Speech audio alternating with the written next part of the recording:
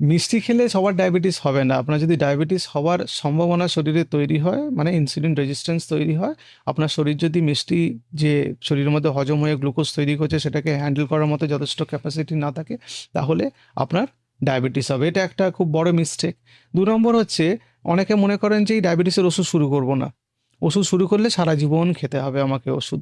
আসলে কি হয়, কিছু কিছু ক্ষেত্রে ডায়াবেটিসে আপনি যদি ওষুধটা না শুরু করে সুগার লেভেলটাকে না কমিয়ে ফেলতে পারেন, তাহলে এই বর্ধিত যে সুগার লেভেল থাকে রক্তে, সেটা শরীরের মধ্যে বিভিন্ন রকম অসুবিধা তৈরি করে এবং তার জন্য বিভিন্ন রকম কমপ্লিকেশন তৈরি হয়। অনেকে ভয় পান যে ওষুধ এই শুরু করলাম, তার বন্ধ করব না, বন্ধ করতে পারবো না। আসলে অনেকের ক্ষেত্রে কিন্তু ডায়াবেটিস রিভার্সাল করা সম্ভব এবং তার জন্য শরীরে ওজন কমিয়ে অনেকেই ডায়াবেটিস রিভার্স করে ফেলেন এবং তার ওষুধ বন্ধ হয়ে যায়।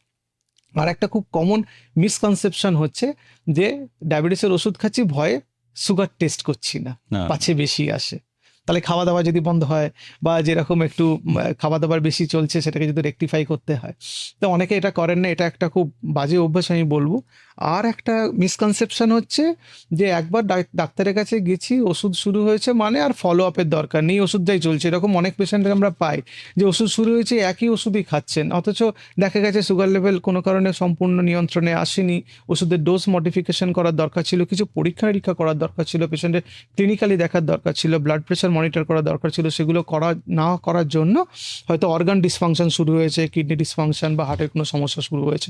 ফলে এই মিসকনসেপশনসগুলো থেকে আমাদের বেরিয়ে আসতে হবে। এরকম অনেক অনেক এরকম আমাদের মিথ আছে, মিসকনসেপশনস আছে ডায়াবেটিসে, যেগুলো আমাদের আরও অস্বাস্থ্যকর পরিস্থিতির দিকে এগিয়ে দেয় এবং তার জন্য ডায়াবেটিসের অনেক জটিলতা তৈরি হয়।